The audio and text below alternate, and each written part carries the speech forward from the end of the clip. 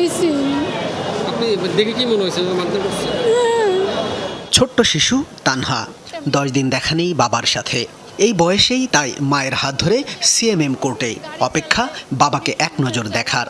মায়ের অভিযোগ, মিরপুর 10 নম্বর থেকে 19 জুলাই আটক করা হয় হাওলাদারকে। উনি প্লেট বসানো পায়, ঠিক মতো হাঁটতেও পারে না, একটা ভাতের হোটেল চালায়, রাইতে কান্না করে, অনেক ঘুমায় না, বাবা বাবা করে কান্না করে, দৌড়ায়।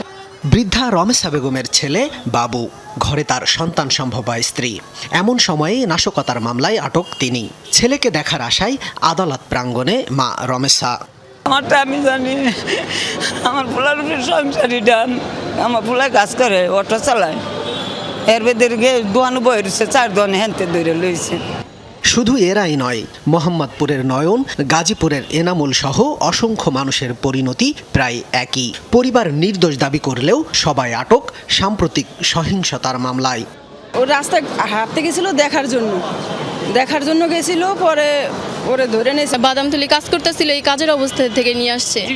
হ্যাঁ, অভিযোগটা দিয়েছে সে নাকি এই যে কোটার আন্দোলনে সে নাকি পাথর নিক্ষেপ করছে, মানুষের গাড়ি ভাঙচুর করছে। বেশি ঝামেলা দেখা সে উত্তরা পূর্ব থানার সাইডে দাঁড়িয়েছিল, দাঁড়ায় থাকার কারণে তাকে অ্যারেস্ট করা হয়েছে। এই তালিকায় শিক্ষার্থীর সংখ্যাও উল্লেখযোগ্য পরিমাণ। আছেন ব্যবসায়ী, শ্রমজীবী সহ রাজনৈতিক বিভিন্ন দলের নেতাকর্মীরা। জামিনের জন্য আবেদন করব আমরা। জি, আর আমরা সর্বোচ্চ চেষ্টা করব যে ও যেন পরীক্ষাগুলো ভালোভাবে দিতে পারে।